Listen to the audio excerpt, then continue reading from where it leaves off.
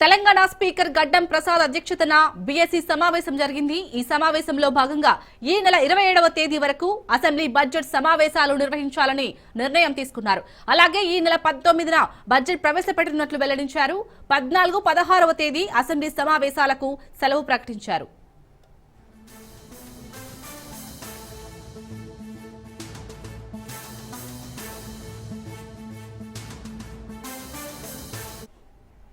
ఈ భేటీకి deputy CM Bhatti Vikramarka, మంత్రులు శ్రీధర్ బాబు, పొన్నం ప్రభాకర్ హాజరయ్యారు.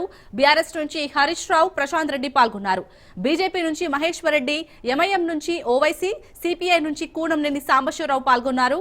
బీఎస్సీ సమావేశంలో అసెంబ్లీ పని దినాలపై నేతలు చర్చిస్తున్నారు. దీనిపై పూర్తి డీటెయిల్స్ మా ప్రతినిధి రాజిరెడ్డి అందిస్తారు.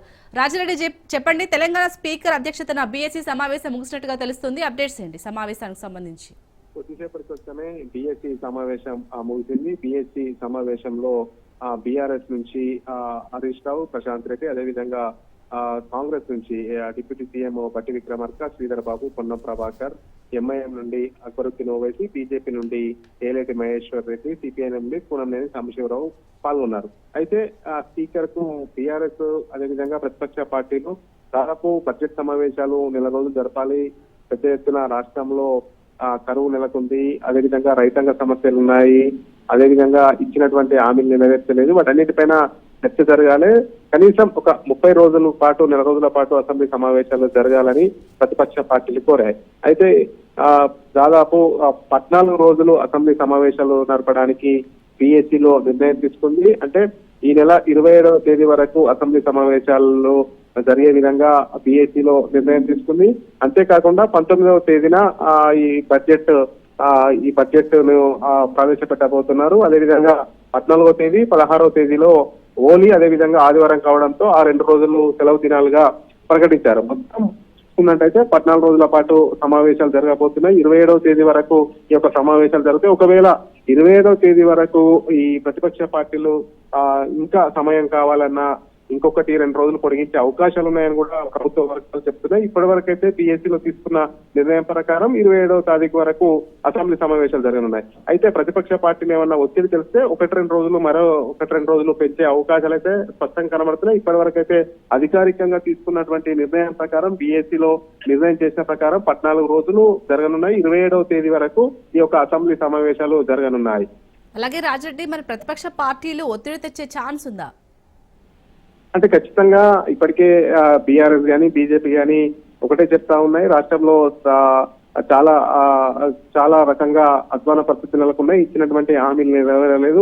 అంతేకాకుండా రైతాంగ సమస్యలు ఎక్కడ వేసినా మొగడి అక్కడే ఉన్నాయి, రైతులకు పూర్తి స్థాయిలో రుణమాఫీ కాలేదు, అదేవిధంగా రైతు భరోసా కూడా ఇంతవరకు అమలు కాలేదు. వీటన్నిటిపైన కూలంకుషంగా చర్చ జరగాలి, ఇచ్చిన హామీలను నెరవేర్చాలి. అంతేకాకుండా రైతులు ఇబ్బంది పడుతున్నారు, ఈ యొక్క నీటి ఎద్దడి ఎక్కువగా ఉంది ఎండాకాలంలో, వీటన్నిటి కూడా పరిష్కారం లభించాలంటే ఎక్కువ రోజులు ఈ యొక్క సమావేశంలో చర్చ జరగాలి. అసెంబ్లీ వేదికగానే చర్చ జరిగితే ప్రజల్లోకి పోతుంది, ప్రభుత్వ పరంగా భరోసా ఇవ్వాలి, ప్రతిపక్ష పార్టీలుగా మాట్లాడే అవకాశం ఇవ్వాలి, ప్రశ్నించే గొంతుకల మేము అవుతాం కాబట్టి మాకు ప్రశ్నించే అవకాశం కూడా కల్పించాలనేది కూడా ప్రతిపక్ష పార్టీల డిమాండ్ కనిపిస్తుంది. మొత్తానికైతే ప్రతిపక్షాలు అయితే ఇంకా కొన్ని రోజులు ఆ సమావేశాలు పెంచాలని ఒత్తిడి తెచ్చే అవకాశం ఉంటుంది. ఎందుకంటే సమస్యలు చాలా ఉన్నాయి, సమస్యలను ప్రభుత్వ దృష్టికి తీసుకెళ్లాలి, ప్రతి సమస్య పైన చర్చ జరగాలి అంటే ఈ యొక్క సమయం కావాలి. ఈ యొక్క సమయం కావాలంటే అన్ని అంశాలు కూడా చర్చలోకి రావాలి, ప్రజల్లోకి వెళ్ళాలి. అంటే ప్రభుత్వ పరంగా పరిష్కారం జరగాలి అంటే కూడా సమావేశాల తేదీలను పెంచాలని కూడా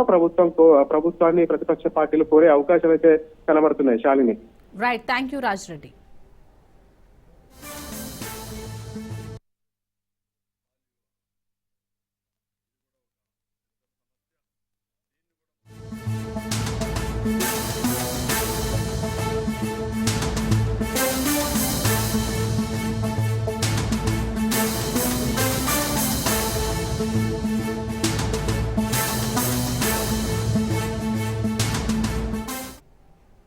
అసెంబ్లీ కమిటీ హాల్లో సీఎల్పీ భేటీ ప్రారంభమైంది.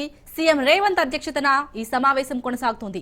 ఈ సమావేశంలో భాగంగా మంత్రులు, ఎమ్మెల్యేలు, ఎమ్మెల్సీలు పాల్గొన్నారు. అసెంబ్లీ సమావేశాల్లో అనుసరించాల్సిన వ్యూహంపై సీఎం రేవంత్ వారికి దిశానిర్దేశం చేస్తున్నారు.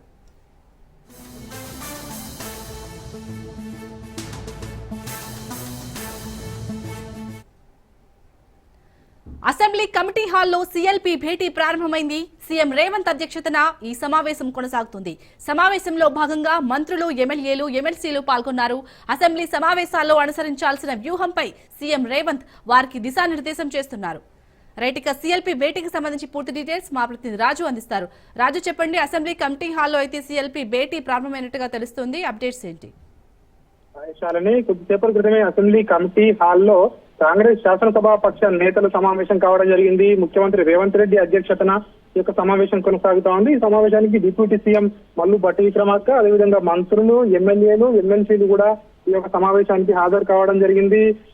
ఏదైతే బడ్జెట్ సమావేశాల్లో కాంగ్రెస్ పార్టీ అనుసరించవలసిన విధి విధానాలపై, అదేవిధంగా ఎట్లా వ్యవహరించాలి, ముఖ్యంగా ఇటు బీఆర్ఎస్ కానివచ్చు, ఇటు బీజేపీ పార్టీ ఎమ్మెల్యేలు కావచ్చు, వాళ్ళు అడిగే ప్రశ్నలకు ఏ విధంగా సమాధానాలు చెప్పాలి, అది కూడా లెక్కలతో సహా కూడా ప్రతిపక్షాలకు ఎక్కడా కూడా అవకాశం ఇవ్వకుండా ఖచ్చితంగా ప్రజలకు చేరవేసే విధంగా కూడా అసెంబ్లీ వేదిక చేసుకోవాలి. మరోసారి కాంగ్రెస్ పార్టీ, కాంగ్రెస్ ప్రభుత్వం చేస్తా ఉన్నటువంటి సంక్షేమ అభివృద్ధి పథకాలను అసెంబ్లీ వేదికగా ప్రతిపక్షాలు అడిగే ప్రతి ప్రశ్నకు కూడా సమాధానం చెప్పే విధంగా కూడా ఇటు ఎమ్మెల్యేలు, మంత్రులు కూడా ఇటు పూర్తి సమన్వయంతో ఉండాలని చెప్పేసి కూడా ఈ యొక్క సమావేశంలో చర్చిస్తున్నట్టుగా కూడా తెలుస్తోంది. ప్రధానంగా గతంలో ఏవైతే మంత్రులు, ఎమ్మెల్యేల మధ్య సమన్వయం లోపించింది అని చెప్పేసి గతంలో ఏదైతే పార్టీలో చర్చ జరిగిందో, ఈసారి అలా ఉండకుండా ప్రధానంగా అంటే ప్రతిపక్ష పార్టీ నేతలకు ధీటుగా సమాధానం చెప్పే విధంగా ఉండాలని చెప్పేసి కూడా ముఖ్యమంత్రి రేవంత్ రెడ్డి వీళ్ళందరికీ దిశానిర్దేశం చేస్తా ఉన్నట్టుగా కూడా తెలుస్తా ఉంది. ఇటు అసెంబ్లీలో, ఇటు ముఖ్యంగా శాసనసభలో, ఇటు శాసన మండలిలో కూడా ఇటు బడ్జెట్ ప్రవేశపెట్టిన తర్వాత కూడా ప్రతిపక్షాలు అడిగే ప్రతి ప్రశ్నకు సమాధానం చెప్పాలని చెప్తా ఉన్నారు. మరొక వైపు ఏదైతే ప్రభుత్వం కీలకంగా భావిస్తుందో ముఖ్యమైన బిల్లులు ఈసారి అసెంబ్లీకి వచ్చే అవకాశం కనిపిస్తా ఉంది, వాటిపై చర్చ జరిగే అవకాశం కనిపిస్తా ఉంది. కాబట్టి ప్రధానంగా ఇటు బీసీలకు సంబంధించి రిజర్వేషన్ల పెంపు అంశం కావచ్చు, ఎస్సీ వర్గీకరణ వంటి బిల్లులకు చట్టబద్ధత కల్పించే అంశంలో ప్రధానంగా అసెంబ్లీలో చర్చకు వచ్చినప్పుడు బీసీల విషయంలో ఏదైతే ప్రభుత్వాన్ని ఇరకాటంలో పెట్టేందుకు ప్రతిపక్షాలు ఏవైతే లెక్కలతో కొన్ని అంటే ఫేక్ లెక్కలతో బయటకు వచ్చే అవకాశం కనిపిస్తోంది, వాటికి ఎక్కడా కూడా అధికార పార్టీ నేతలు ఇప్పటి నుంచే డేటా తయారు చేసుకోవాలని చెప్పి కూడా దిశానిర్దేశం చేస్తామని కూడా తెలుస్తోంది. ఎక్కడ కూడా ఒక్కటి కూడా మిస్టేక్ చేయలేదు, ఖచ్చితంగా పకడ్బందీగా ఈ సర్వే నిర్వహించాము, దానికి సంబంధించి బీసీలకు రిజర్వేషన్ పెంచబోతా ఉన్నాం అని ఇట్లా ప్రతి అంశంలో కూడా ఇటు ఎమ్మెల్యేలకు, ఎమ్మెల్సీలకు సీఎం రేవంత్ రెడ్డి దిశానిర్దేశం చేస్తా ఉన్నట్టుగా తెలుస్తా ఉంది. రాబోయే రోజుల్లో ఏం చేయబోతా ఉన్నాము, ఈ బడ్జెట్ లో ప్రవేశపెట్టిన ఏదైతే రైతుల కోసం కావచ్చు, అదేవిధంగా అంటే ఎట్లాంటి అంశాలు ప్రవేశపెట్టామో అన్ని వర్గాలకు ఎట్లాంటి ప్రాధాన్యత కల్పించామన్న అంశాలను కూడా అసెంబ్లీ వేదికగా చెప్పాలని చెప్పేసి కూడా ఈ యొక్క సమావేశంలో చర్చిస్తున్నట్టుగా కూడా మనకు తెలుస్తా ఉంది. Right, thank you Raju.